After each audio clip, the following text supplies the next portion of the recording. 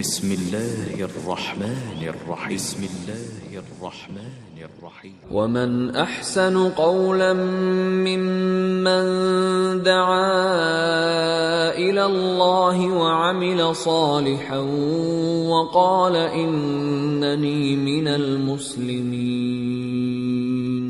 അല്ലാഹുവിങ്കലേക്ക് ക്ഷണിക്കുകയും സൽക്കർമ്മം പ്രവർത്തിക്കുകയും തീർച്ചയായും ഞാൻ മുസ്ലിങ്ങളുടെ കൂട്ടത്തിലാകുന്നു എന്നു പറയുകയും ചെയ്തവനേക്കാൾ വിശിഷ്ടമായ വാക്ക് പറയുന്ന മറ്റാരുണ്ട്? അസ്സലാമു അലൈക്കും വറഹ്മത്തുള്ളാഹി വബറകാതുഹു. ബിസ്മില്ലാഹിർ റഹ്മാനിർ റഹീം. അൽഹംദുലില്ലാഹി റബ്ബിൽ ആലമീൻ. വസ്സലാത്തു വസ്സലാമു അലാ അഷ്റഫിൽ അംബിയാഇ വൽ മുർസലീൻ നബീനാ മുഹമ്മദിൻ വഅലാ ആലിഹി വസഹ്ബിഹി അജ്മഈൻ. അല്ലാഹുമ്മ അല്ലിംനാ മാ യൻഫഉനാ വൻഫഅനാ ബിമാ അല്ലംതനാ. അല്ലാഹുമ്മ സിദ്നാ ഇൽമ. സ്നേഹമുള്ള സഹോദരി സഹോദരങ്ങളെ, ഇന്ന് 232 ആയത്ത് അല്ലേ? ഹിസ്ബ് 30 അല്ലേ സ്റ്റാർട്ട് ചെയ്യാനുള്ളത്? 372 പേജ്. أعوذ بالله من الشيطان الرجيم. بسم الله الرحمن الرحيم. وإذا طلقتم النساء فبلغن أجلهن فلا تعضلوهن أن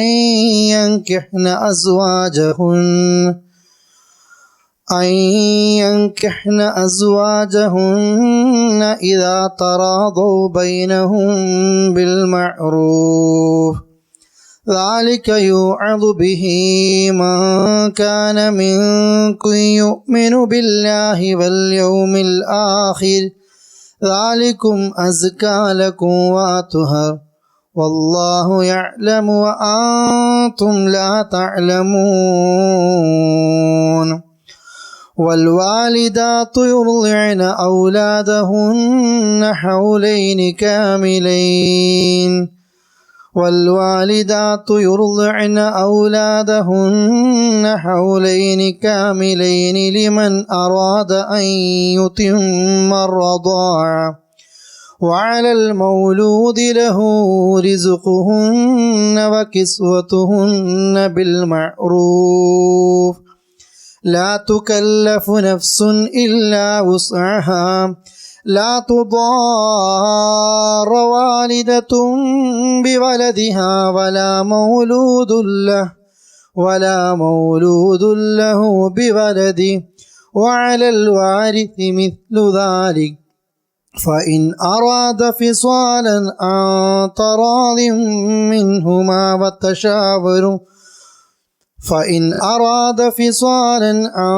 تراض منهما وتشاور فلا جناح عليهما. وإن أردتم أن تسترضعوا أولادكم فلا جناح عليكم إذا سلمتم ما آتيتم بالمعروف. واتقوا الله واعلموا أن الله بما تعملون بصير. والذين يتوفون منكم ويذرون أزواجا يتربصن بأنفسهن 4 أشهر وعشرا. فإذا بلغن أجلهن فلا جناح عليكم فيما فعلن في أنفسهن بالمعروف. والله بما تعملون خبير. ഇൻഷാല്ലാ നമ്മുടെ സമയം അനുവദിക്കുകയാണെങ്കിൽ അവസാനം ഓതിയ 234 ആയത്തെടുക്കും. അതല്ലെങ്കിൽ 232, 3 ആയത്തുകളാണ് ഇൻഷാല്ലാ സൂചിപ്പിക്കാൻ ഉദ്ദേശിക്കുന്നത്. അള്ളാഹു നമ്മൾ പഠിക്കുന്നത് ജീവിതത്തിൽ പകർത്താനുള്ള തൗഫീക്ക് നൽകുമാറാകട്ടെ. കഴിഞ്ഞ ക്ലാസ്സുകളിലൊക്കെ നിങ്ങൾ മനസ്സിലാക്കിയിട്ടുണ്ടാകും ഇസ്ലാമിലെ ത്വലാഖുമായി ബന്ധപ്പെട്ട വിഷയം അല്ലേ? അത് ക്ലിയർ ചെയ്ത് പറഞ്ഞു കഴിഞ്ഞതല്ലേ? ഇസ്ലാമിലെ ത്വലാഖ് ഇന്ന് നമ്മൾ 3 വട്ടം കാർക്കിച്ച് തുപ്പുന്ന പോലെ നാക്കി വിടലല്ല. ഒരുപാട് സ്റ്റെപ്പുകളുണ്ട്. ആ സ്റ്റെപ്പുകൾ ഞാൻ ഈ വിഷയം എനിക്കൊന്ന് അതിലേക്ക് ട്രാക്ക് കയറാൻ വേണ്ടി പറയാണ്. ഭാര്യ ഭർത്താക്കന്മാർ തമ്മിൽ പ്രശ്നം ഉണ്ടാകുമ്പോൾ ഒറ്റയടിക്ക് തൊലാഖല്ല ഇസ്ലാം പറയുന്നത്. ആദ്യം ഭാര്യയ്ക്കാണ് പ്രയാസമുള്ളതെങ്കിൽ ഭാര്യയെ ഉപദേശിക്കണം. പിന്നെ രണ്ടാമത്തെ സ്റ്റെപ്പ് ബെഡ് മാറിക്കിടക്കണം. മൂന്നാമത്തെ സ്റ്റെപ്പ് ഒരല്പം വേദന അവരെ അറിയിക്കുക എന്ന് അറിയരുത്. ഒരല്പം ഭർത്താവിൻ്റെ ആ നിലക്കുള്ള ഒരു ശിക്ഷ അല്ലെങ്കിൽ ശിക്ഷണം ഏത് നിലക്കാകട്ടെ. മൂന്നാമതാണ് അടി. ആ അടിയാകട്ടെ മുഖത്തടിക്കരുത്, പരിക്ക് പറ്റരുത്, പ്രശ്നങ്ങൾ ഉണ്ടാകരുത്, ഒന്നും ഉണ്ടാകരുത്. ഈ 3 ഭാഗം കഴിഞ്ഞ് ഇത് 3ഉം ബെഡ്റൂമിൻ്റെ ഉള്ളിൽ നിന്നാണ്, പുറത്താരും അറിയാൻ പാടില്ല. 3 ഭാഗം കഴിഞ്ഞു. ഇതൊക്കെ ഒറ്റ ദിവസം രാവിലെ, പിന്നെ ഉപദേശം ഉച്ചക്ക്, പിന്നെ ബെഡ് മാറി, വൈകുന്നേരം അടി. 3ഉം അങ്ങനെയാണോ? അല്ല, ഇത് മാസങ്ങളെടുക്കും ചിലപ്പോൾ, അല്ലേ? ആ നിലക്കായിരിക്കും ഉണ്ടാകുക. എന്നിട്ട് ശരിയാകുന്നില്ലെങ്കിലാണ് 4ാമത്തെ സ്റ്റെപ്പ്, ഇത് പുറത്തേക്ക്. അഥവാ 2 കുടുംബത്തിൽ നിന്നുള്ള ആളുകൾ വരണം. അവരുടെ കുടുംബത്തിൽ നിന്ന് ആൾ വരണം, ഇയാളുടെ കുടുംബത്തിൽ നിന്ന് ആൾ വരണം. കാരണം ഇത് 3ഉം ഉപദേശം കൊണ്ടും ബെഡ് മാറൽ കൊണ്ടൊന്നും നന്നാകുന്നില്ലെങ്കിൽ പ്രശ്നം ഇത്തിരി രൂക്ഷമാണെന്ന് അതിൻ്റെ അർത്ഥം. പുറത്തൊരാൾ ഇടപെടണം. ഇടപെട്ടാൽ പെട്ടെന്ന് ശരിയാകും. ഈ 3 ഉപദേശവും ഇസ്ലാം പഠിപ്പിച്ചത് തൊലാക്ക് സംഭവിക്കാതിരിക്കാനാണ്. 4ാമത് 2 കുടുംബത്തിൽ നിന്നും ആളെ വിളിക്കുകയാണ്. എന്നിട്ട് ആ 2 മധ്യസ്ഥന്മാരും ഇവളോടും ഇവനോടും സംസാരിക്കും. അപ്പോൾ അവർക്ക് പ്രശ്നം മനസ്സിലായി. ആ മധ്യസ്ഥന്മാർക്ക് ഇച്ചിരി പിന്നെ ഉള്ള ആളുകളാണെങ്കിൽ കാര്യം പെട്ടെന്ന് മനസ്സിലാകും. അപ്പോൾ ഒരു ടേബിളിന് ചുറ്റും ഇരുന്ന് കഴിഞ്ഞാൽ ആ മധ്യസ്ഥന്മാർക്ക്, കുടുംബക്കാർക്ക് മനസ്സിലാകും ഈ പ്രശ്നങ്ങളുമായിട്ടാണ് ഇവർ ജീവിക്കുന്നതെങ്കിൽ ഇത് ജീവിതം വല്ലാതെ മുന്നോട്ട് പോകൂല. പ്രശ്നങ്ങൾ കേട്ടോക്കുമ്പോൾ 2 മധ്യസ്ഥന്മാർക്ക് 2 ചീത്ത പറഞ്ഞു കഴിഞ്ഞാൽ തീരുന്ന പ്രശ്നമേ ഉള്ളൂ. ചിലപ്പോൾ കോംപ്ലക്സ് ആയിരിക്കും പ്രശ്നം, ദേഷ്യമായിരിക്കും പ്രശ്നം, പാവത്തരായിരിക്കും പ്രശ്നം. ഈ പ്രശ്നങ്ങൾ അവർ കേൾക്കുമ്പോൾ അവർക്ക് മനസ്സിലാകും. ഇപ്പോൾ സ്വകാര്യമായിട്ട് 2 കേൾക്കുക, 2 മുമ്പിൽ വെച്ചും പരസ്യമായിട്ട് ഈ വിഷയങ്ങൾ പരസ്പരം കൈമാറിയാൽ ഈ ഒരു ടേബിളിൻ്റെ ചുറ്റും ഇരുന്നാൽ തീരുന്ന പ്രശ്നമായിരിക്കും. എന്നിട്ടും ഇങ്ങനെയൊക്കെ ആകുമ്പോൾ അവിടെ പിരിയാണെങ്കിൽ പോലും 2 കുടുംബക്കാർ തമ്മിൽ പകയുണ്ടാവില്ല ഇന്നത്തെ നാട്ടിലെ പോലെ. കാരണം 2 കൂട്ടരും ചർച്ച ചെയ്ത് നോക്കുമ്പോൾ ഇവർ പിരിയലാണ് ഖൈർ, ജീവിതം നല്ല പ്രശ്നം ഉണ്ടാകും. ഈ നിലക്ക് ചർച്ചകളൊക്കെ നടത്തിയിട്ടും രക്ഷയില്ല, 2 പേരും ഒത്തുപോരുന്നില്ല എങ്കിൽ ആ 4ാമത്തെ സ്റ്റെപ്പ് കഴിഞ്ഞിട്ടാണ് ഇസ്ലാം തൊലാഖിന് ഭർത്താവിന് അനുവാദം നൽകുന്നത്. അപ്പോഴും എങ്ങനെ തൊലാഖ് ചെല്ലണം? ആ സമയത്ത് ഭാര്യ ശുദ്ധിയുള്ള സ്ത്രീ ആയിട്ട് മാറണം. ആർത്തവകാരിയായിരിക്കെ അയാൾ തൊലാഖ് ചെല്ലാൻ പാടില്ല. എന്തുകൊണ്ട്? ആ സമയത്ത് പിന്നെ വൈചാരിക ദേഷ്യത്തോടൊപ്പം ഒരു വൈകാരിക ദേഷ്യം കൂടി കടന്നു വന്നിട്ട് അക്കാരണം കൊണ്ട് തൊലാഖ് സംഭവിക്കരുത്. ശുദ്ധിയുള്ളവളായിരിക്കണം. ഇനി പിന്നെ അവൾ ആർത്തവകാരിയാണെങ്കിൽ ശുദ്ധിയുള്ളത് വരെ കാത്തിരിക്കണം. എന്നിട്ടാണ് നമ്മൾ തമ്മിൽ ഒക്കില്ല, നമുക്ക് തമ്മിൽ പിരിയാം എന്ന തീരുമാനം സാക്ഷികൾക്ക് മുമ്പാകെ എടുക്കേണ്ടത്. ആ ശുദ്ധിയായ സമയത്ത്, ഈ മെൻസസായ ഒരു സ്ത്രീ ശുദ്ധിയായ സമയത്ത് ഇയാൾ പറയുന്നതിന് മുമ്പ് ഒരു ബന്ധം നടന്നു പോയെങ്കിൽ, അഥവാ ശാരീരിക ബന്ധം നടന്നെങ്കിൽ പിന്നെ ആ മാസവും കാത്തു നിൽക്കണം. ആ മാസം കാത്തു നിന്ന് അടുത്ത മെൻസസ്സായി, ആ മെൻസസ് കഴിഞ്ഞ് ശുദ്ധിയാകുന്നത് വരെ ഇയാൾ എന്ത് ചെയ്യണം? തൊലാഖ് അല്ലാതിരിക്കാൻ കാത്തിരിക്കണം. ഇതൊക്കെ ഒരിക്കലും തൊലാഖ് സംഭവിക്കരുത് എന്ന് പറഞ്ഞിട്ട് ദുനിയാവിലെ കോടതിയിലെ ചില ശിക്ഷകൾ നൽകൽ, അല്ലേ? അടുത്ത ആഴ്ച കൊണ്ട് ഓരോ ശിക്ഷ അതന്നെയായിരിക്കും. രാഷ്ട്രീയക്കാരൊക്കെ ജീവിതകാലം ഇങ്ങനെ കയറി ഇറങ്ങുന്നതാണ്, അതന്നെയാണ് കോടതിൻ്റെ ശിക്ഷ. ഇതുപോലെ ഇത് നടക്കരുത് എന്ന് കരുതിയിട്ട് ഇങ്ങനെ നീട്ടി കൊണ്ടുപോവുകയാണ്. എന്നിട്ട് ആ ശുദ്ധമായ കാലത്തും ബന്ധമൊന്നും നടന്നിട്ടില്ലെങ്കിൽ അത്തരം പ്രശ്നമാണ്, മനസ്സുകൊണ്ട് ഒക്കുന്നില്ല അവർക്ക്. അപ്പോഴാണ് നമ്മൾക്ക് തമ്മിൽ പിരിയാം എന്നത് ഇസ്ലാം എന്ത് ചെയ്യുന്നത്? അനുവാദം നൽകുന്നത്. ഇപ്പം എത്ര സ്റ്റെപ്പ് കഴിഞ്ഞ്? 3 ബെഡ്റൂമിൽ, 4ാമത്തെ വിധികർത്താക്കളെ മുമ്പിൽ ചർച്ച നടന്നു, 5ാമത് ശുദ്ധികാലത്ത് നമ്മൾക്ക് പിരിയാം എന്ന തീരുമാനം എടുത്ത്. ഈ തീരുമാനം എടുത്തു കഴിഞ്ഞാൽ പിന്നീട് 3 മാസം എന്ത് ചെയ്യണം? ഈ ഭർത്താവിൻ്റെ കൂടെ ഒന്നിച്ച് താമസിക്കുകയും വേണം. നമ്മുടെ നാട്ടിലത്തെ പെണ്ണുങ്ങൾ തൊലാക്ക് ചെല്ലപ്പെട്ട് എന്നറിയാം, നമുക്കൊന്ന് നിൻ്റെ വീട്ടിലേക്ക് പോയി വരാമല്ലോ എന്ന് പറഞ്ഞിട്ട് ആ വീട്ടിൽ നിന്ന് കൊണ്ടുപോവുക. അവിടെ എത്തിയിട്ട് അയാൾ ഗൾഫ് കയറി വന്നിട്ടായിരിക്കും മഹലിലേക്ക് കത്ത് വിടുന്നത്, അല്ലെ? എനിക്ക് ഇവിടെ വേണ്ടാന്ന് പറഞ്ഞിട്ട്. ഇസ്ലാം അങ്ങനെ ഒരു സംഭവം പഠിപ്പിക്കുന്നില്ലേ? ഇയാൾ എവിടെയാണോ താമസിക്കുന്നത് അവിടെ തന്നെ ഇവളും താമസിക്കണം.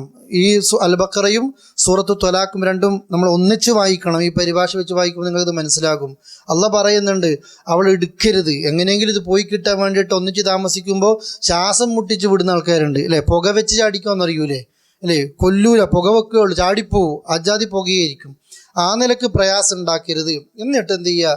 ഈ 3 മാസം ഒന്നിച്ച് താമസിക്കുമ്പോൾ അള്ളാഹ് പറയുന്നുണ്ട്, നിങ്ങൾക്കറിയില്ല അതിനിടക്ക് എന്താ സംഭവിക്കുകയാണ്. കാരണം ചിലപ്പോൾ മക്കളുണ്ടാകും, ഈ മക്കള് ഉമ്മ വേറെ ഉപ്പ വേറെ ഈ നിലക്കൊക്കെ കാണുമ്പോൾ ഒരേ റൂമിൽ തന്നെ ഉണ്ട്, പരസ്പരം ഒന്നും സഹകരിക്കുന്നില്ല.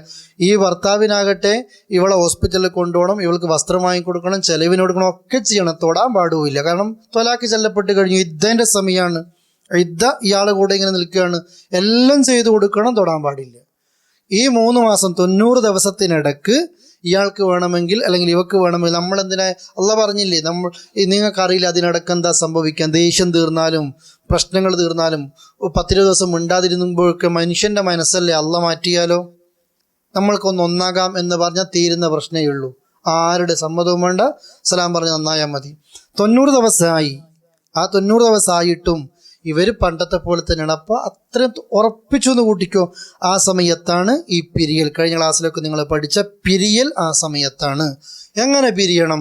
ഈ ഭർത്താവിൻ്റെ കൂടെ ഇതുവരെ ജീവിച്ചതല്ലേ, സമ്മാനങ്ങൾ കൊടുക്കുക. ഒന്നുകിൽ മാന്യമായി ജീവിക്കുക, ഇല്ലെങ്കിലോ മാന്യമായിട്ട് പിരിയുക. എന്താണല്ലോ പറഞ്ഞത്? നിങ്ങൾ എന്തെങ്കിലും അവർക്ക് മനസ്സറിഞ്ഞ് സമ്മാനം കൊടുക്കണം. അങ്ങനെയാണ് ഇസ്ലാമിലെ പിരിയൽ. അതോടുകൂടി എത്ര ത്വലാഖ് നടന്നു? 1 ത്വലാഖ് നടന്നു. ഈ 1 ത്വലാഖ് നടന്നു കഴിഞ്ഞാൽ നാളെ മുതൽ ആ പെണ്ണിനെ ആർക്കും, നാട്ടിലെ ആർക്കും വിവാഹം അന്വേഷിക്കാം. കൂടെ ആർക്കും കൂടെ അന്വേഷിക്കാം? ഇയാൾക്കും കൂടെ അന്വേഷിക്കാം. അങ്ങനെ അന്വേഷിക്കുമ്പോൾ ഇയാളെ ബുദ്ധിമുട്ടിക്കരുത് എന്നുള്ള ആയത്താണ് ഇന്ന് നമ്മൾ എടുക്കാൻ പോകുന്നത്. ഇയാൾക്കും അന്വേഷിക്കാം. 1 ത്വലാഖേ നടന്നിട്ടുള്ളൂ, അതുകൊണ്ട് ഇയാൾക്കും അന്വേഷിക്കാം. സാധാരണ പോലെ നിക്കാഹ് നടത്തിയിട്ട് ഇയാൾക്കും കല്യാണം കഴിക്കാം, ആർക്കും കല്യാണം കഴിക്കാം. അങ്ങനെ ഇയാൾ തന്നെ കല്യാണം കഴിച്ചു എന്ന് കൂട്ടിക്കോ, പിന്നെയും പ്രശ്നങ്ങളുണ്ടായി, മനുഷ്യനല്ലേ. അപ്പോഴും ഈ പറഞ്ഞ സ്റ്റെപ്പുകളൊക്കെ ഉണ്ടാവും. എല്ലാം കഴിഞ്ഞിട്ട് ഇതുപോലെ തന്നെയായാൽ എത്രയാകുകയുള്ളൂ? 2. പിന്നെ ഈ പെണ്ണിനെ ആർക്കും അന്വേഷിക്കാം, ഇയാൾക്കും അന്വേഷിക്കാം.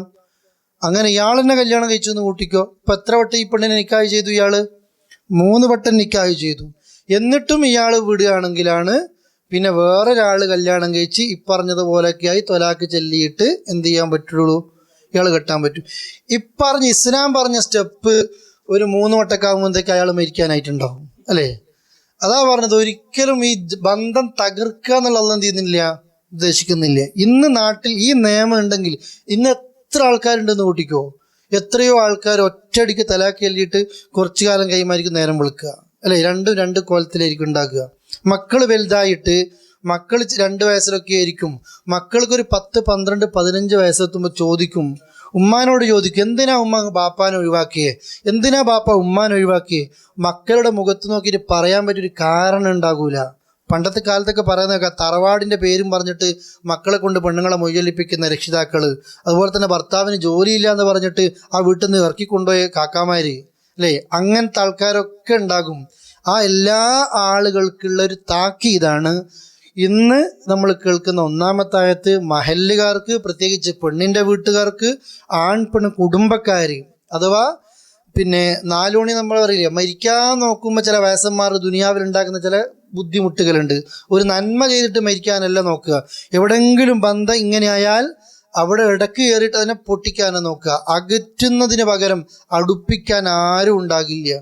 ഖുർആൻ പറയും, നോക്കൂ, ത്വലാഖൊക്കെ ചൊല്ലിക്കഴിഞ്ഞ് ഭാര്യയും ഭർത്താവും വേറെ നിലക്ക് ജീവിക്കുന്ന ഒരവസ്ഥയിലേക്ക് എത്തി. 1 ത്വലാഖ് കഴിഞ്ഞിട്ട്, അല്ലെങ്കിൽ 2-ാമത്തെ ത്വലാഖ് കഴിഞ്ഞിട്ട്, 3-ാമത്തെ കഴിഞ്ഞിട്ടില്ല, 3-ാമത്തെ കഴിഞ്ഞാൽ വേറൊരാൾ എന്ത് ചെയ്യണം? കല്യാണം കഴിച്ച് വിട്ടിട്ട് കല്യാണം കഴിക്കണം, ഇയാൾ കല്യാണം കഴിക്കണം. ഈ 1-ലും 2-ലും പിന്നെ സംഭവം നടന്നു, ത്വലാഖ് നടന്നു, ശരിക്കും പ്രശ്നങ്ങളായിട്ട് തന്നെയാണ് നടന്നത്. എന്നാലും മനുഷ്യനാ എന്താകും?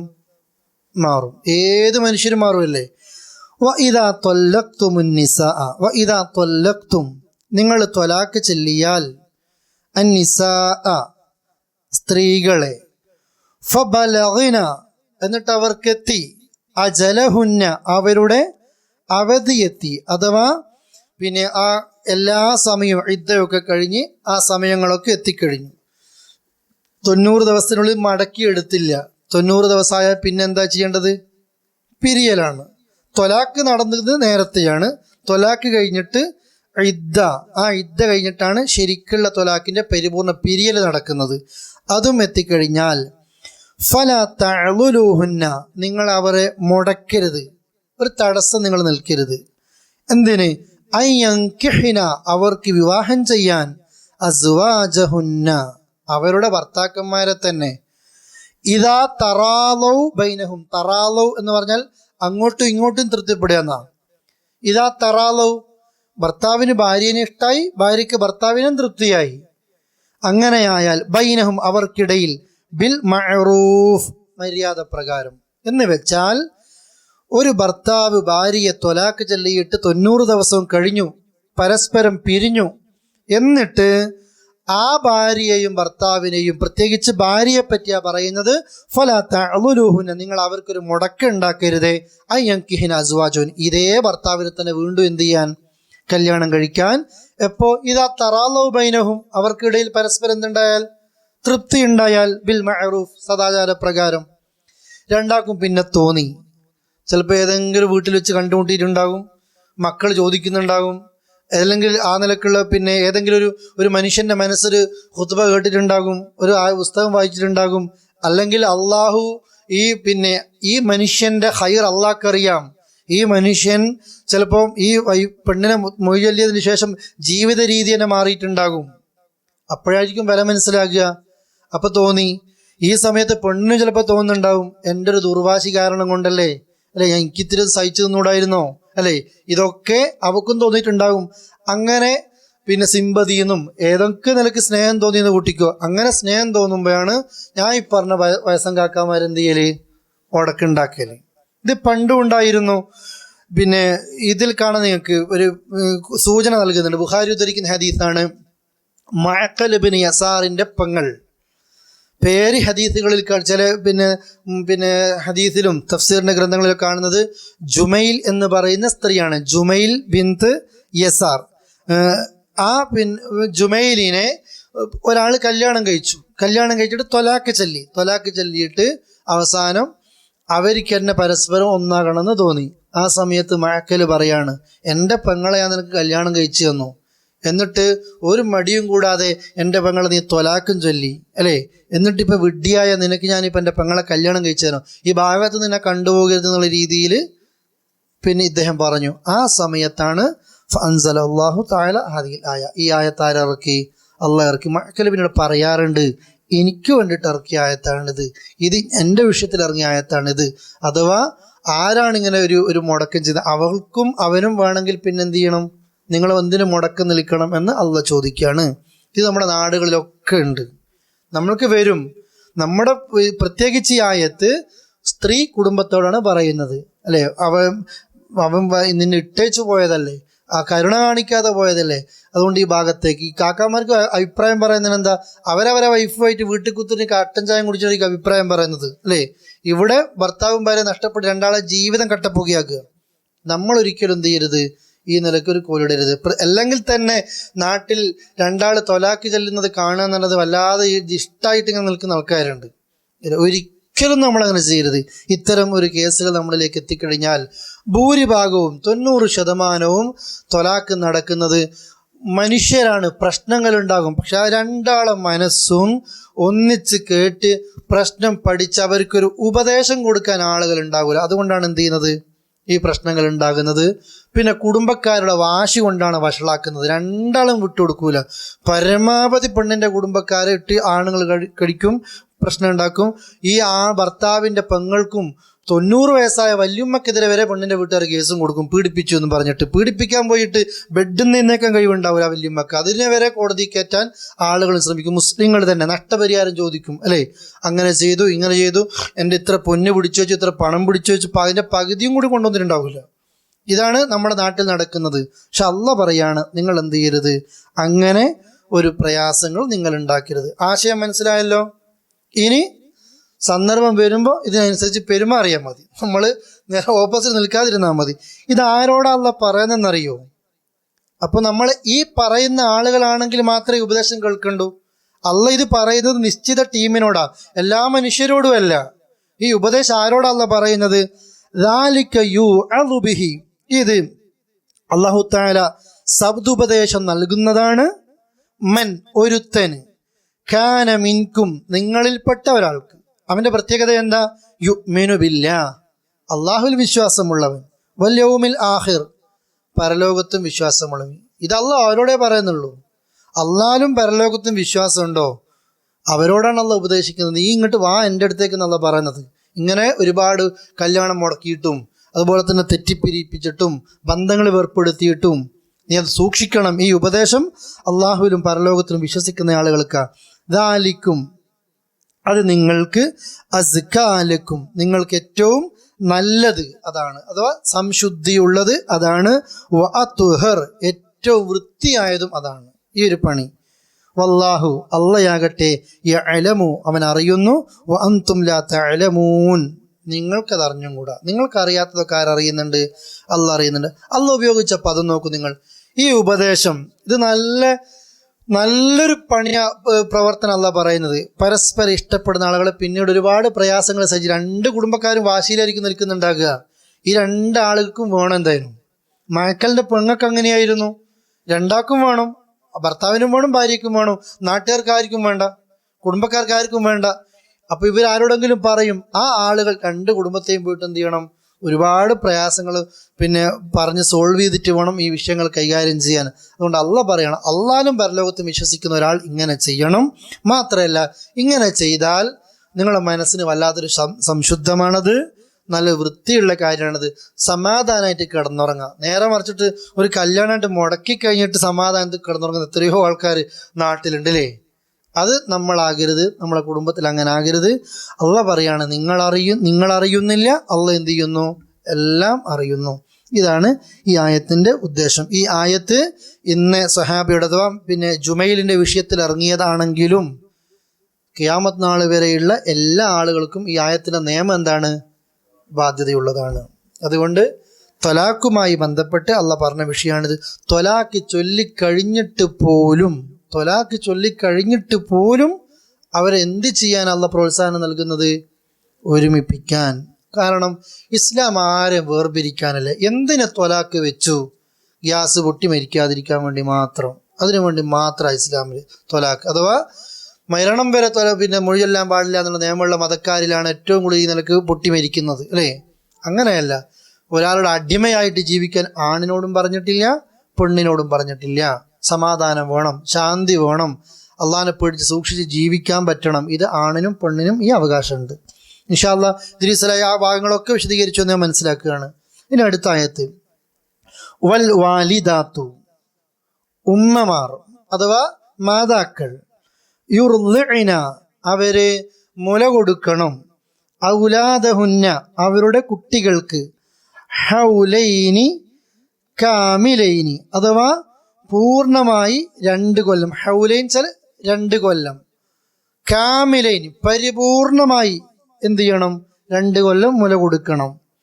ലിമൻ ഒരുത്തൻ, അറാദ അറാദ അവരുദ്ദേശിക്കുകയാണ്, അഥവാ പൂർണ്ണമായ മുലകുടി സമയം തൻ്റെ കുട്ടിക്ക് മുല കൊടുക്കണം എന്നുദ്ദേശിക്കുന്ന ഒരുമ്മ 2 കൊല്ലം മുലപ്പാലാർക്ക് കൊടുക്കണം, കുട്ടിക്ക് കൊടുക്കണം. എന്ന് വെച്ചാൽ അവിടെ തന്നെ ഒരു കാര്യം സൂചിപ്പിക്കുന്നുണ്ട് അള്ളാഹ്.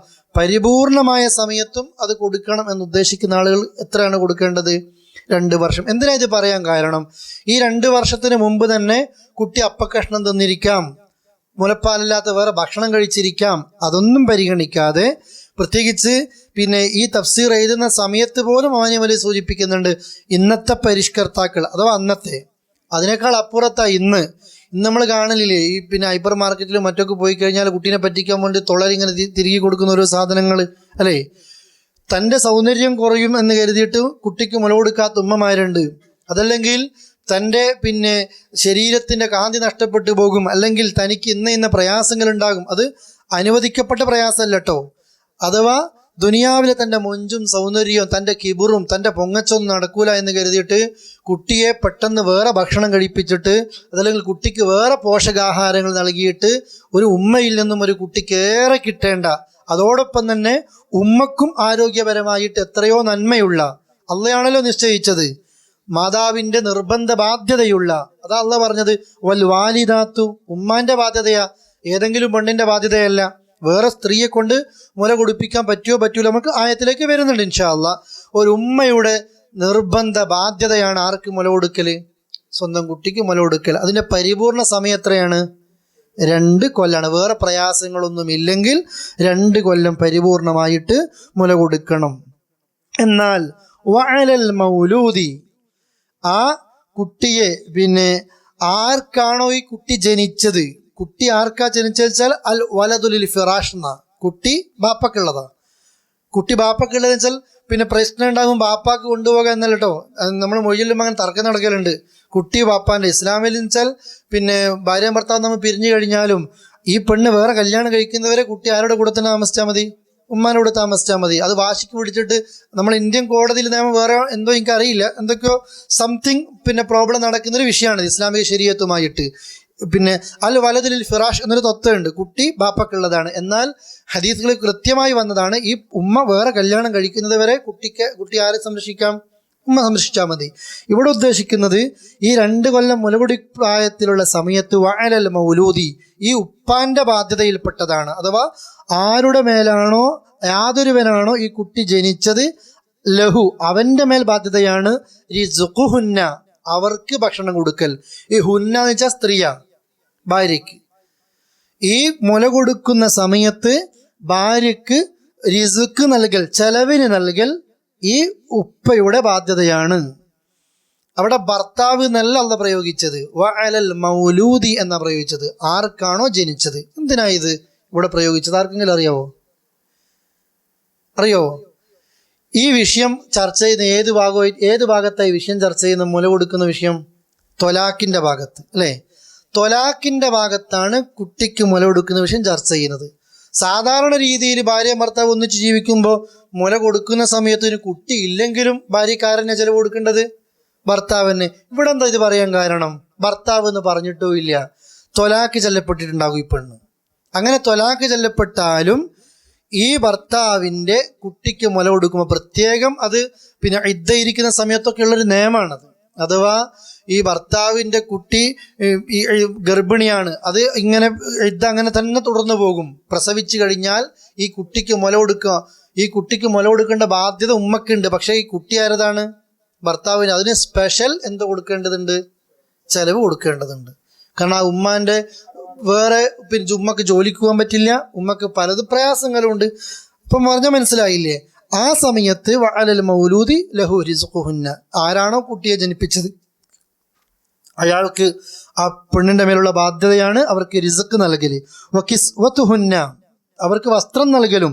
ബിൽ മഅറൂഫ് പ്രകാരം. ത്വലാഖിന്റെ സമയത്തൊക്കെ നിങ്ങൾ പദം കേട്ടിട്ടുണ്ടാകും. ജീവിക്കുകയാണെങ്കിൽ നല്ലപോലെ ജീവിക്കുക, പിരിയാണെങ്കിൽ ബിൽ മഅറൂഫ്, നല്ല മാന്യമായിട്ട് പിരിയുക.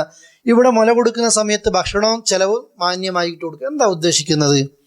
ഭക്ഷണവും വസ്ത്രവും മാന്യമായി നൽകുക എന്ന് പറഞ്ഞാൽ 10 റിയാലിന് 3 എണ്ണം കിട്ടും ഷർട്ട് അല്ലേ? 100 റിയാലിന് 1 കിട്ടും ഷർട്ട്.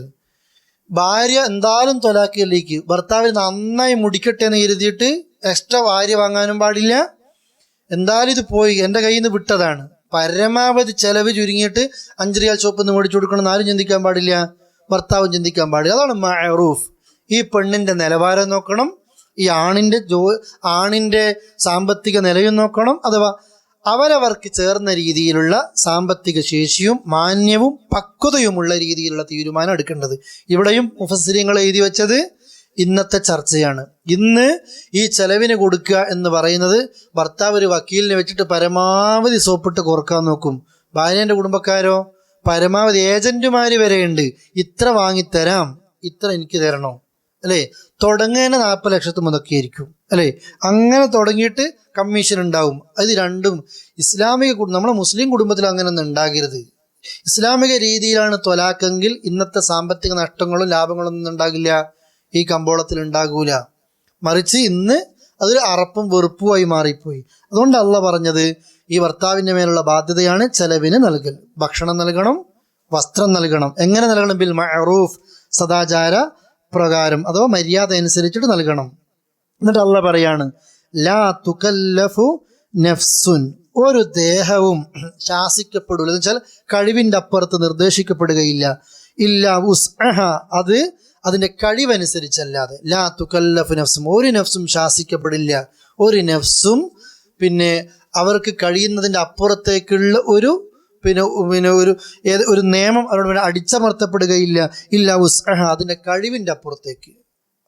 ഏതൊരാൾക്കും രണ്ടും നമ്മൾ മനസ്സിലാക്കണം. അഥവാ ഈ ഭർത്താവിന് കഴിയുന്നതിലപ്പുറത്തേക്ക് ഭർത്താവ് എന്ത് ചെയ്യേണ്ട ആവശ്യമില്ല. ഭാര്യയെ നന്നായി ബുദ്ധിമുട്ടിച്ചിട്ട് ചെലവ് ചുരുക്കിയിട്ട് ഭാര്യയെയും പ്രയാസപ്പെടുത്തരുത്. മനസ്സിലാകുന്നുണ്ടോ? ഇത് കൂടുതൽ മനസ്സിലാക്കിയിട്ട് പ്രാക്ടിക്കലാക്കാൻ നോക്കുകയും വേണ്ട. ഇങ്ങനെ സംതിങ് സംഭവിക്കുമ്പോൾ ഇങ്ങനെയാണ് ഈ നിയമം എന്ന് അന്ന് അൽബക്കറയിൽ ആയത്തുണ്ടല്ലോ എന്ന് ഓർമ്മിച്ചാൽ മതി കേട്ടോ. നമ്മളിലല്ല, ആർക്കെങ്കിലും സംഭവിക്കുമ്പോൾ. അള്ളാഹു നമ്മെ കാക്കുമാറാകട്ടെ. ലാ തുളാർ വാലിദുൻ ബി വലദി വാലിദ് ലാ തുളാർ വാലിദത്തും ബി വലദിഹ. ഒരു ഉമ്മയും തൻ്റെ കുട്ടി കാരണം കൊണ്ട് ഉപദ്രവിക്കപ്പെടാൻ പാടില്ല. അഥവാ ഒരു ഉമ്മക്കും ഈ നിലക്ക് പ്രയാസം ഉണ്ടാകരുത്. വലാ മൗലൂദുൻ ലഹു ബി വലദി. ഒരു ബാപ്പയും, അവിടെയും സൗജും ഭർത്താവ് എന്നൊന്നും പറയുന്നില്ല, ഒരു കുട്ടിയുടെ ആരാണോ കുട്ടിയെ ജന്മം നൽകിയത് അഥവാ ബാപ്പ, ആ ബാപ്പയും എന്ത് ചെയ്യരുത്, ആ നിലക്ക് തൻ്റെ കുട്ടി കാരണം കൊണ്ട് ഒരു പ്രയാസം ഉണ്ടാകാൻ പാടില്ല. ഇവിടേക്ക് പറയുന്നത് മുല കൊടുക്കുന്ന സമയത്തുള്ളൊരു നിയമമാണ്. ഈ കുട്ടിക്ക് മുല കൊടുക്കുന്നത് കൊണ്ട് ആ ഉമ്മക്ക് ചെലവിനും കിട്ടുന്നില്ല, വസ്ത്രം കിട്ടുന്നില്ല, നിത്യ ചെലവ് കഴിയുന്നില്ല, ജോലിക്ക് പോകാനും പറ്റുന്നില്ല. ആ നിലക്ക് ഈ പെണ്ണിനെ ത്വലാഖ് ചൊല്ലിയ ഭർത്താവ് ഈ പെണ്ണിനെ ബുദ്ധിമുട്ടിക്കരുത്. ഇതേ സമയത്ത് ആ ഭർത്താവ് എത്ര കഷ്ടപ്പെട്ടിട്ട് എത്ര ഇവക്ക് നൽകിയിട്ടും മതിയാകുന്നില്ല. അങ്ങനെ ഇയാളെ ഈ പെണ്ണു എന്ത് ചെയ്യരുത്, ബുദ്ധിമുട്ടിക്കരുത്. ഈ കുട്ടി കാരണത്താൽ രണ്ടും സംഭവിക്കരുത്. നിങ്ങൾ നോക്കിയേ, അതിനേക്കാൾ അപ്പുറത്തേക്ക് ഒരു അത്ഭുതം. വഅലൽ വാരിസി മിസ്ലു ദാലിക്. വഅലൽ വാരിസ്, അനന്തരാവകാശികൾക്കും ബാധ്യതയുണ്ട്. മിസ്ലു ദാലിക്, അതുപോലെ തന്നെ. എന്താ ഉദ്ദേശിക്കുന്നത്? ഉമ്മാനെ മാറ്റി ബാപ്പാനെ മാറ്റി ഈ മുല കുടിക്കുന്ന കുട്ടിയുടെ വിഷയത്തിൽ ഈ ഉമ്മാൻ്റെ ഉപ്പാൻ അനന്തരക്കാർക്ക് പോലും ബാധ്യതയുണ്ട് എന്ന് വെച്ചാൽ ഈ ഉമ്മ ഉപ്പ മരിച്ചു എന്ന് കൂട്ടിക്കോ. ഒരു ചെറിയ പൈതലിനെ ഇട്ട് വെച്ചിട്ട് ഉമ്മ ഉപ്പ അങ്ങനെ സംഭവിച്ചു പോയി, മരണം സംഭവിച്ചു പോയി എങ്കിൽ ഈ കുട്ടി ആരാണ് നോക്കേണ്ടത്? അനന്തരാവാസികൾ മുല കൊടുത്തിട്ടും ചെലവിന് നൽകിയിട്ടും എല്ലാ നിലക്കും ആര് വളർത്തിയിടും? ഈ നിലക്ക് അനന്തര അവകാശികൾ എന്ന് പറഞ്ഞാൽ രക്തബന്ധത്തിൽ അഥവാ ബന്ധം സൂക്ഷിക്കണം എന്ന് പറഞ്ഞില്ലേ ഇസ്ലാം, കുടുംബ ബന്ധം കാത്തു സൂക്ഷിക്കണം. ആ കുടുംബ ബന്ധത്തിൽ ഏറ്റവും ഫസ്റ്റാണ് ആര്? അനന്തരെടുക്കുന്ന ആൾക്കാർ. അനന്തരെടുക്കുന്ന ആളുകളാണ് അത് ആദ്യമായിട്ട് വരുന്നത്. അവരുടെ മേലും ഈ നിലക്ക് ബാധ്യതയുണ്ട്. ഇനി ഫഇൻ അറാദ, രണ്ടുപേരും ഉദ്ദേശിക്കാണ്, ഈ ഭാര്യയും ഭർത്താവ് ഉദ്ദേശിക്കാണ്. ഫിസ്വാലൻ, പിരിയൽ. ഫസുൽ എന്നാൽ അറബിയിൽ ക്ലാസ്സുകൾ അൽ ഫസുലുൽ അവൽ, അൽ ഫസുൽ ഥാനി എന്നൊക്കെ പറയല്ലേ, രണ്ട് വേർതിരിവ്. ഫൈസൽ എന്നുള്ള പേരൊക്കെ ഇല്ലേ? എന്താ ഫൈസൽ എന്നുള്ള പേരിൻ്റെ അർത്ഥം? സത്യവും അസത്യവും നമ്മൾ വേർതിരിക്കുന്നതിനാണ് എന്ത് പറയുക? ഫൈസൽ. അതാണ് ആ പദത്തിൻ്റെ ഉത്തരം. ഫസ്വല. ഫഇൻ അറാദ, രണ്ടുപേരും ഉദ്ദേശിക്കുകയാണ്. ഫിസ്വാലൻ, പിരിയൽ. അൻ തറാദിം മിൻഹുമ, ആ രണ്ടുപേർക്കിടയിലും പരസ്പരം തൃപ്തിപ്പെട്ടുകൊണ്ട്. മുല കൊടുത്തത് മതി. ത്വലാഖ് ചൊല്ലപ്പെട്ട പെണ്ണാണ്, ഇയാൾ ത്വലാഖ് ചൊല്ലിയിട്ടുണ്ട്. രണ്ടുപേരും പരസ്പരം ധാരണയിലെത്തി. എന്നിട്ട് ഈ മുല കൊടുക്കുന്ന സമയം അത് പിരിയാണ്. തശാവുരിൻ, അതുപോലെ തന്നെ കൂടിയാലോചന നടത്തിയിട്ട്. ഇതെന്തുകൊണ്ടാണ് ഇങ്ങനെ പറയുന്നതെന്നറിയോ? ഭർത്താവ് ചെലവിന് കൊടുക്കൽ ബാധ്യതയുണ്ടെന്ന് പറഞ്ഞല്ലോ. ഇപ്പൊ ഭർത്താവ് ഇടക്കിടക്ക് ഇങ്ങനെ ആൾ പറഞ്ഞേക്കുക, കൊടുത്താൽ മതി, 2 കൊല്ലവും നാക്കണ്ട, 1 കൊല്ലവും നാക്കണ്ട, അല്ലെ കുട്ടി ഭക്ഷണം കഴിക്കുന്നുണ്ടല്ലോ, എന്തിനാ ഇയാൾ ഇങ്ങനെ പറയുന്നത്? ഇയാൾക്ക് ചെലവിന് കൊടുക്കണ്ടല്ലോ. ഭാര്യ ആണെങ്കിൽ പോരട്ടെ വേറെ എവിടെ പോകണ്ടല്ലോ, ഇങ്ങനെ ഇങ്ങോട്ട് പറയാണ്. ഇനി അല്ലെങ്കിൽ ഭാര്യ ചിന്തിക്കുകയാണ്, എനിക്ക് നിങ്ങളെ കുട്ടിക്ക് മുല കൊടുക്കാനൊന്നും പറ്റൂല, നിങ്ങൾ ഉണ്ടാക്കിയ കുട്ടി എന്നെ ത്വലാഖും ചൊല്ലി ഇനി എൻ്റെ ശരീരത്തിൻ്റെ സൗന്ദര്യം ഞാൻ നഷ്ടപ്പെടുത്തു എന്ന് പറഞ്ഞിട്ട് ഭാര്യ എന്ത് ചെയ്യുക? പെട്ടെന്ന് നഷ്ടപ്പെടും. ഇത് രണ്ടുപേരല്ല, രണ്ടുപേർക്കും തോന്നി കുഴപ്പമൊന്നുമില്ല, തമ്മിൽ മുല കുടിക്കുന്ന പ്രായം ഒരു തൃപ്തിയിലും കൂടിയാലോചനയിലും പരസ്പരം ധാരണയിലെത്തി. അവിടെയും ഇസ്ലാം എപ്പോഴും മുഷാവറയെ പറ്റി പറയുന്നുണ്ട്. സ്വന്തമായിട്ടൊരു കാര്യം എന്ത് ചെയ്യരുത്, തീരുമാനിക്കുക. എപ്പോഴും എന്ത് വിഷയം എങ്ങനെ തീരുമാനിക്കണം? കൂടിയാലോചിച്ചിട്ട് തീരുമാനിക്കണം. അള്ളാഹ് പറയാ ഫലാ ജുനാഹ അലൈഹിമ, 2 പേരുടെ മേലും കുഴപ്പമില്ല. അത് ആ നിലക്ക് ഒരു വിഷയം വേറെയായി. അഥവാ പരസ്പരം കൂടിയാലോചിച്ചാൽ 2 കൊല്ലത്തിനിടക്ക് അവർക്ക് വേണമെങ്കിൽ എന്ത് ചെയ്യാം? സ്റ്റോപ്പ് ചെയ്യിപ്പിക്കാം. ഇത് ദുനിയാവിലെ കാരണം കൊണ്ടല്ല, ആരോഗ്യ പ്രശ്നങ്ങൾ കൊണ്ടും മറ്റുള്ള കാര്യങ്ങൾ കൊണ്ടും നല്ല നിലക്കുള്ള കാരണങ്ങൾ കൊണ്ടും. ഇനി വേറൊരു വിഷയം പറയാണ്, വ ഇൻ അറത്തും, ഇത് നിങ്ങൾ ഉദ്ദേശിക്കുകയാണ്, അൻ തസ്തർളിഉ, മുല കുടിപ്പിക്കൽ, അല്ലെങ്കിൽ ഈ കുട്ടിക്ക് മുല കൊടുക്കാൻ വേറൊരു പെണ്ണിനെ ഏൽപ്പിക്കാൻ നിങ്ങൾ ഉദ്ദേശിക്കുകയാണ്. അൻ തസ്തർളിഉ ഔലാദക്കും, നിങ്ങളുടെ കുട്ടികളെ മറ്റൊരാളെ കൊണ്ട് മുല കുടിപ്പിക്കാനാണ് നിങ്ങൾ ഉദ്ദേശിക്കുന്നതെങ്കിൽ ഫലാ ജുനാഹ അലൈക്കും, അതിനും എന്തില്ല ഇസ്ലാമില് കുഴപ്പമില്ല. ഇസ്ലാമിൽ അനുവദിച്ചതല്ലേ അത്. രക്തബന്ധം പോലെ തന്നെ വേറൊരു ബന്ധമുണ്ട്. ഏതാണ് ആ ബന്ധം? മുലകുടി ബന്ധം അല്ലേ? അള്ളാഹുവിന്റെ റസൂലിനെ ഏൽപ്പിച്ചിട്ടില്ലേ? ആരെ ഏൽപ്പിച്ചത്? ഹലീമ ബീവി ഏൽപ്പിച്ചു അല്ലേ? ഈ നിലക്ക് പിന്നെ ഭാര്യയും ഭർത്താവ് ഉള്ള സമയത്തും ഒരാളെ ഏൽപ്പിക്കാം, മുല കുടിപ്പിക്കാം. അതുപോലെ തന്നെ അവർ തമ്മിൽ ബന്ധം പിരിഞ്ഞു, ആ സമയത്തും വേറൊരാളെ ഏൽപ്പിക്കാം. അതിന് ഇസ്ലാം തെറ്റൊന്നുമില്ല. ആദ്യം പറഞ്ഞ ആ ഭാഗത്തേക്ക് മടങ്ങണം. മാതാവിൻ്റെ ബാധ്യതയാണ് 2 കൊല്ലം എന്ത് ചെയ്യല്? മുല കൊടുക്കൽ. ആ 2 കൊല്ലത്തിൻ്റെ ഉള്ളിൽ തന്നെയാണ് എന്തും ചെയ്യേണ്ടത്? വേറൊരാളെ മുല കുടിപ്പിക്കുകയാണെങ്കിൽ കുടിപ്പിക്കേണ്ടത്. അല്ലാതെ അതിനപ്പുറം വലുതായിട്ട് മുല കുടിത്താലല്ല ഈ മുലകുടി ബന്ധം ഉണ്ടാകുന്നത്. ഈ കുട്ടി മുല കുടിക്കുന്ന ഈ പ്രായത്തിൽ തന്നെ കുട്ടി എന്ത് ചെയ്യണം? മുല കുടിച്ചിരിക്കണം.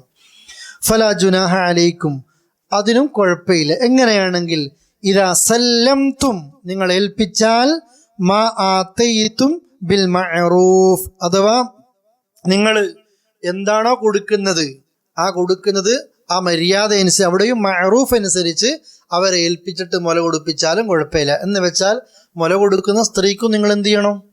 എന്തെങ്കിലും ഒന്ന് കൊടുക്കണം. അത് ഈ കുട്ടിയുടെ ഉമ്മയായി മാറുകയും ചെയ്തു. അങ്ങനെയാണെങ്കിൽ കുഴപ്പമില്ല. വത്തഖുല്ലാഹ്, അള്ളാഹനെ നിങ്ങൾ സൂക്ഷിക്കണേ. വഅലമു, നിങ്ങൾ അറിയണം, അന്നല്ലാഹ ബിമാ തഅമലൂന ബസീർ, അന്നല്ലാഹ്, തീർച്ചയായും അല്ലാഹു തആല ബിമാ തഅമലൂന ബസീർ, നിങ്ങൾ ചെയ്യുന്നതിനെപ്പറ്റി സൂക്ഷ്മമായിട്ട് കണ്ടറിയുന്നവരാണ്. നിങ്ങൾ എന്ത് പ്രവർത്തിച്ചാലും അള്ളാഹ് അറിയും.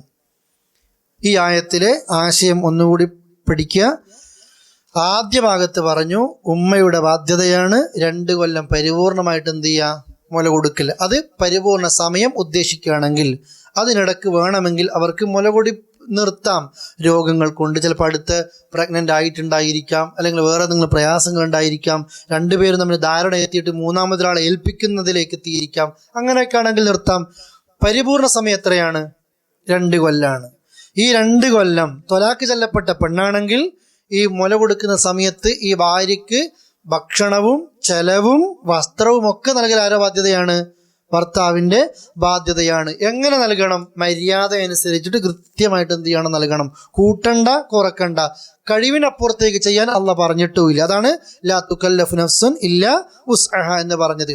അതിനപ്പുറത്തേക്ക് ഈ കുട്ടി കാരണം കൊണ്ട് ഉമ്മ പ്രയാസപ്പെടരുത്, ഈ കുട്ടി കാരണം കൊണ്ട് ആരും പ്രയാസപ്പെടരുത്, ബാപ്പയും പ്രയാസപ്പെടരുത്.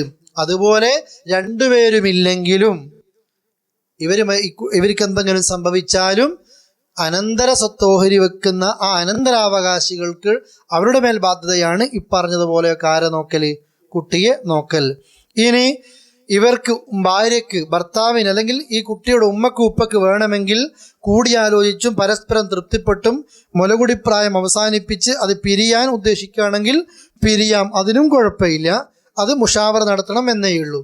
ഇനിയോ ഈ കുട്ടിയെ മുല കൊടുക്കാൻ വേറൊരു പെണ്ണിനെ ഏൽപ്പിക്കുന്നതിനും തെറ്റില്ല, ആ പെണ്ണിന് നല്ല പ്രകാരം വേണ്ടത് നൽകിയിട്ടാണെങ്കിൽ. ഇതൊക്കെ പറഞ്ഞിട്ടാണ് അള്ളാഹ് പറയുന്നത് വത്തഖുല്ലാഹ്, അള്ളാഹുവെ സൂക്ഷിക്കണേ. ഇന്നല്ലാഹ വഅലമു, നിങ്ങൾ അറിയണം, അന്നല്ലാഹ ബിമാ തഅമലൂന ബസീർ, അള്ളാഹ് നിങ്ങൾ ചെയ്യുന്നതൊക്കെ സൂക്ഷ്മമായിട്ട് കണ്ടറിയുന്നതാണ് എന്ന് പിന്നെ അത് അറിയണം.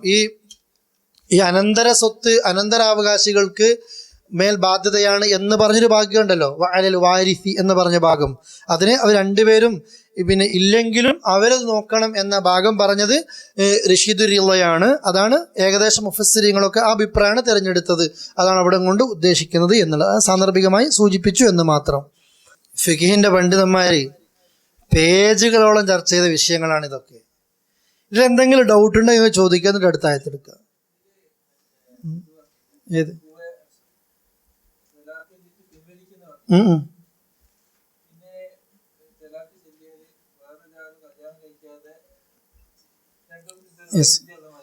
ഇല്ല, ഒരിക്കലും ഇല്ല. ത്വലാഖ് ചൊല്ലി, അഥവാ ഒരാൾ ത്വലാഖ് ചൊല്ലി പിന്നെ 1 കഴിഞ്ഞു, 1 കഴിഞ്ഞാൽ പിന്നെ ഞാൻ പറഞ്ഞില്ലേ ത്വലാഖ് ചെല്ലുന്നു, നമ്മൾ പിരിയാമെന്ന തീരുമാനം എടുക്കുന്നു. അതാണ് ത്വലാഖ്. നമ്മൾ ഒത്തുപോകൂല. മധ്യസ്ഥന്മാരെ ചർച്ച കഴിയുമ്പോഴാണ് ത്വലാഖ് സംഭവിക്കുക, ശുദ്ധി പീരീഡിൽ. എന്നിട്ടാണ് ഇയാളുടെ കൂടെ 3 മാസം താമസിക്കുക. എത്ര മാസം താമസിക്കും? 3 മാസം, 90 ദിവസം.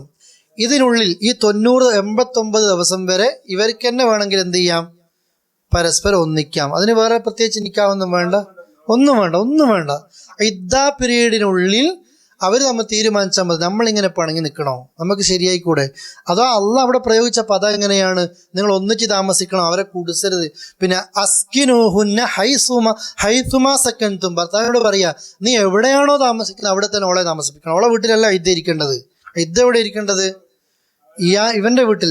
ഇവന്റെ വീട്ടിൽ തന്നെ തറവാട്ട് വീട്ടിലല്ല. പ്രശ്നങ്ങൾ ത്വലാഖ് സംഭവിക്കുന്നതന്നെ തറവാട്ട് താമസിക്കുന്നുണ്ടോ? അല്ല, ഇവർ രണ്ടാളും ഒന്നിച്ചൊരു റൂം താമസിച്ചാൽ മിക്കവാറും എന്ത് നടക്കൂല? ഇത് നടക്കൂല. ഞാൻ കൂട്ടുകുടുംബത്തെ ആക്ഷേപിക്കുകയല്ല. ശരിക്കും ഇസ്ലാമിക രീതി ഇപ്പൊ അറബികൾ കണ്ടില്ലേ, കല്യാണം കഴിച്ചാൽ വീട്ടിൽ നിന്ന് വിട്ടോളണം. ശരിക്കും ഇസ്ലാമിക രീതി അതാണ്. കല്യാണം കഴിഞ്ഞാൽ അവർ വേറൊരു വീട്ടിൽ താമസിക്കുക. ശരിക്കും കല്യാണത്തിന്റെ വലീമ പോലും, കല്യാണ സദ്യ പോലും ചർച്ച ചെയ്യുന്നത് വീട്ടിൽ കൂടിയിട്ടാന്നുള്ളത്. അങ്ങനെ പോലും എന്തുണ്ട്, ഹദീസിൽ വന്നിട്ടുണ്ട്. അതാണ് അതിൻ്റെ ഒരു രീതിയിൽ ഒന്നതാ പറയുന്നത്. കല്യാണം കഴിഞ്ഞ് ഭാര്യയും ഭർത്താവ് വേറെ വീട്ട് ഇങ്ങനെ നോക്കിയിട്ട് നമ്മളൊക്കെ അബദ്ധത്തിൽ പെട്ടൊന്നും ചിന്തിക്കണ്ട. അത് ആ നിലക്ക് തന്നെ പോയാൽ മതി, പ്രശ്നമില്ലാത്ത പോലെ തന്നെ പോയാൽ മതി. ഞാൻ പറഞ്ഞത് ഇദ്ദ ഇരിക്കേണ്ടത് ഇവന്റെ കൂടെ. അപ്പൊ അതിനിടയ്ക്ക് എന്താ സംഭവിക്കുമെന്ന് നിങ്ങൾക്ക് അറിഞ്ഞൂടാ. അത് തറവാട്ട് വീട്ടിലാ കൂട്ടുകുടുംബത്തിലാണെങ്കിൽ അതിന്റെ ഇടയ്ക്ക് സംഭവിക്കുക കൂടുതൽ പിരിക്കുകയുള്ളൂ. ഇത് ഒന്നിച്ചാ താമസിക്കുന്നതെങ്കിൽ മക്കൾ അങ്ങോട്ടും ഇങ്ങോട്ടും കളിക്കും, സംസാരം നടക്കും, മനുഷ്യന്റെ മനസ്സ് മാറും. അപ്പൊ അവർക്ക് നമുക്ക് ഒന്നിക്കാം എന്ന് പറഞ്ഞാൽ മതി. ഇദ്ദ കഴിഞ്ഞു, അതോടുകൂടി പിന്നെ എന്തായി? ക്ലോസ് ആയി. പിന്നെ സമ്മാനം കൊടുത്ത് പിരിച്ച് പറഞ്ഞേക്കണം. ഓളോളെ വീട്ടിൽ പോകണം, ഇയാളെ വഴിക്ക് പോകണം. എന്നാൽ നാളെ മുതൽ ഇയാൾക്ക് എന്ത് ചെയ്യാം?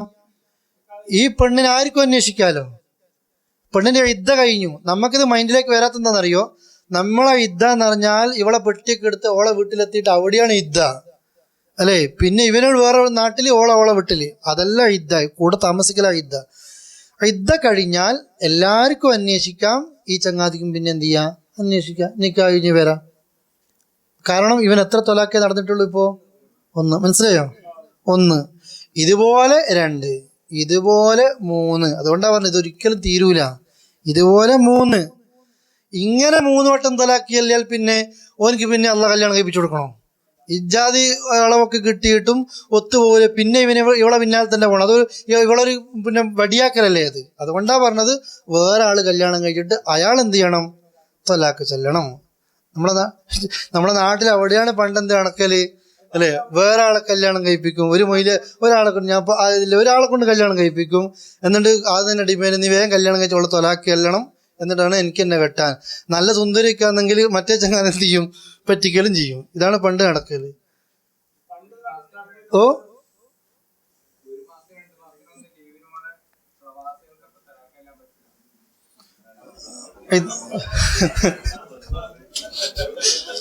പ്രവാസികളെ വിഷയം തന്നെ വേറെയാണ്.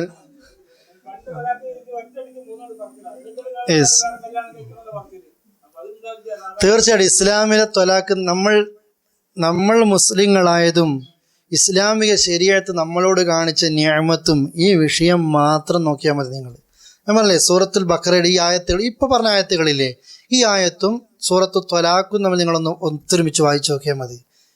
എന്തുമാത്രം കാരുണ്യ സ്ത്രീകളോട് ഇസ്ലാം കാണിച്ചു. ഇതുപോലെ സ്ത്രീക്കും അവകാശം കൊടുത്തു. ഭർത്താവ് നിസ്കരിക്കുന്നില്ല, ഭർത്താവ് കള്ളുകുടിക്കുന്നു, ഭർത്താവ് എപ്പോഴും തോന്നിയാസങ്ങൾ ചെയ്യുന്നു, സഹിച്ചു നിൽക്കേണ്ട ആവശ്യം പെണ്ണിനില്ല. ഉത്തരവാദിത്തപ്പെട്ട ആളുകളോട് പറഞ്ഞിട്ട് എന്ത് ചെയ്താൽ മതി? അവർക്ക് മാന്യമായി ജീവിക്കാം. എന്തിനാ ഇസ്ലാം കാണുന്നത്? സമാധാനത്തിൽ ജീവിക്കണം. ഇസ്ലാമിലെ ത്വലാഖാണ് നടന്നതെങ്കിൽ ഈ 2 വീട്ടുകാർക്കും പിന്നെ ഒരു പ്രശ്നവും ഇല്ല എന്ന് മാത്രമല്ല, ഈ പെണ്ണിനെ ഇയാൾ ത്വലാഖിലിട്ട് ഇയാൾ രണ്ടാമതൊരു കല്യാണം കഴിക്കുമ്പോൾ ആദ്യത്തെ പെണ്ണിന്റെ ബാപ്പാനെ പോലും എന്ത് ചെയ്യുക? നിക്കാഹിന്റെ സദസ്സിൽ ഇരുത്തിപ്പിക്കുക. കാരണം എന്താ? ആ പെണ്ണിന്റെ ബാപ്പാക്കറിയാം എൻ്റെ മോളും ഇവനും തമ്മിൽ യോജിച്ച ജീവിക്കുമ്പോൾ രണ്ടാക്കും പ്രശ്നമാണ്. 2 കൂട്ടർക്കും എന്ത് ചെയ്യും? മനസ്സിലാകും. ഭർത്താവിനും ഭാര്യക്കും പകയുണ്ടാകൂല. പക്ഷെ ഇന്ന് പരിപൂർണമായിട്ട് നിങ്ങൾ ഏത് കുടുംബത്തിൽ ഇങ്ങനത്തെ കേസെടുത്ത് നോക്കിയേ.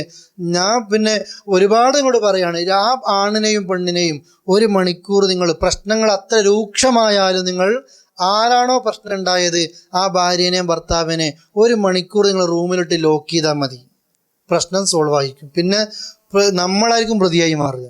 കാരണം അവർക്ക് സംസാരിക്കാൻ എന്ത് ചെയ്തിട്ടില്ല? അവസരം കൊടുത്തിട്ടില്ല. ഇടപെടുന്ന ആളുകൾക്ക് ദീനീ ബോധമില്ല. അവർ നോക്കുന്നത് സ്വത്ത്, പൈസ. പ്രശ്നം ഉണ്ടാവും, മനുഷ്യരല്ലേ. ഭാര്യൻ്റെ അടുത്ത് തെറ്റുണ്ടാവും, 100% തെറ്റുണ്ടാവും ഭാര്യൻ്റെ അടുത്ത്, ചിലപ്പം ഭർത്താവിൻ്റെ തെറ്റുണ്ടാവും. പക്ഷെ നമുക്ക് അവരെ ഉപദേശിക്കാം. നാളെ നമ്മുടെ മക്കൾ വലുതായാൽ ചോദിക്കുമ്പോൾ ഈ ഉമ്മക്ക് പറയാൻ പറ്റുമോ, ഈ ബാപ്പക്ക് പറയാൻ പറ്റുമോ ഇന്ന തെറ്റാണ് എന്ന്? അല്ലെങ്കിൽ ഈ തെറ്റിന് എന്തിനാ ഉമ്മ നിങ്ങൾ എൻ്റെ ഉപ്പയെ പിരിച്ചത്, എന്തിനാ ബാപ്പ എൻ്റെ ഉമ്മയെ നിങ്ങൾ പറഞ്ഞു വിട്ടത്, അല്ലേ? ഓരോരുത്തർ അനുഭവം പറയലുണ്ട്. ഇപ്പോൾ ഈ ഇവിടെ തന്നെ ഖുബറിൽ MB പിന്നെ നന്നായി ഡിഗ്രി എടുത്ത ഒരാൾ പറഞ്ഞിരുന്നു, അത്രയും വലിയ സമ്പന്ന കുടുംബത്തിൽ ജനിച്ച ഞാൻ പട്ടികജാതിക്കാർ പഠിക്കുന്ന സ്കൂളിലൊക്കെ തന്നെ ഞാൻ പോയി പഠിക്കേണ്ടി വന്നിട്ടുണ്ടെന്ന്. അഥവാ നമ്മുടെ നാട്ടിൽ എന്തുകൊണ്ടാണ് ഉമ്മ ഉപ്പ വേർപിരിഞ്ഞ കാരണം കൊണ്ട്, അല്ലേ? പുള്ളിക്ക പഠിക്കുന്ന സമയത്ത് അവിടെ യത്തീംഖാനയിൽ ഒരു കുട്ടീനെ കണ്ടിരുന്നു, കോഴിക്കോട് പേരാമ്പ്രയിൽ വെച്ചിട്ട്. അവനാ യത്തീംഖാനയിൽ നിന്നാണ് പേരാമ്പ്ര വീട്ടിലേക്ക് പോയിട്ട് ബാപ്പയോടും ഉമ്മയോടും പരസ്പരം ചോദിച്ചിട്ട് ഒരു ത്വലാക്കേ നടന്നിട്ടുള്ളൂ, പരസ്പരം ഒന്നിപ്പിച്ചത്. എന്തുകൊണ്ടാ? ഒരു ഉമ്മ ഉപ്പ വേർപിരിയുമ്പോൾ കുട്ടികൾക്ക് ഉമ്മയെയും ഉപ്പയെയും ഒരേ വീട്ടിൽ കാണുന്നില്ല എങ്കിൽ ബാപ്പ മരിച്ച കുട്ടിയേക്കാളും അബദ്ധത്തിലേക്ക് എത്തിയ ഏത് മക്കളായിരിക്കും? ഈ മക്കളായിരിക്കും. ഇത് ചിന്തിച്ചിട്ട് വേണം നമ്മൾ കുടുംബങ്ങളിൽ ഇത്തരം പ്രശ്നങ്ങളിൽ കൈകാര്യം ചെയ്യാൻ. ആളുകൾക്ക് ഇന്ന് വളരെ ഈസിയാണ്, അല്ലേ, പിരിക്കുക എന്ന് പറയുന്നത്. എന്തബദ്ധം വന്നു കഴിഞ്ഞാലും ഞാൻ മനസ്സ് തുറന്ന് പറയാണ്, ഇന്നത്തെ കാലഘട്ടങ്ങൾ നമ്മൾ ഒരുപാട് കേൾക്കുന്ന ഒളിച്ചോടിപ്പോയിന്നവരെ കേൾക്കുന്നു, അല്ലേ? ഒളിച്ചോടിപ്പോയാൽ അതൊരു സാഹചര്യം കൊണ്ട്, പെണ്ണാണ് ഒളിച്ചോടിപ്പോയതെങ്കിൽ എന്തോ സാഹചര്യം, ഭർത്താവിൻ്റെ വീട്ടിൽ നിന്ന് എന്തോ ലഭിക്കാത്തത് എവിടെ നിന്നോ ലഭിച്ചു, അല്ലെങ്കിൽ ഈ സാഹചര്യം ഫോൺ വാങ്ങിക്കൊടുത്തതോ മറ്റോ എന്തോ ഭർത്താവ് ചെയ്തു. ഈ നിലക്കെങ്കിലും ചിന്തിച്ചിട്ടും ഒന്ന് അബദ്ധം ചെയ്തു എന്നതുകൊണ്ട് ആ സ്ത്രീ എന്ത് ചെയ്യരുത്, ഒഴിവാക്കരുത്. നമ്മൾ അങ്ങനെയാ ചിന്തിക്കേണ്ടത്. കാരണം അവിടെ ഒരിത്തിരി താണാൽ, ഇത്തിരി അലിവ് കാണിച്ചാൽ അള്ളാഹ് പറഞ്ഞില്ലേ, ദാലിക്കും അസ്കാലക്കും, നിങ്ങൾക്ക് ഏറ്റവും ശുദ്ധത അതായിരിക്കും. ശരീരത്തിലുള്ള വലിയ രോഗങ്ങളൊക്കെ അള്ളാഹ് അതുകൊണ്ട് മാറ്റിത്തരും. നരകം കിട്ടുന്ന പാപം ചെയ്തിട്ടുണ്ടാകും, അള്ളാഹ് പുറത്തു തരും. അത് നമ്മൾ പരസ്പരം മനസ്സിലാക്കുക. അത് ഡൗട്ട് ക്ലിയർ ആയില്ലേ? ഇതാണ് അവിടെ ഉദ്ദേശിക്കുന്നത്.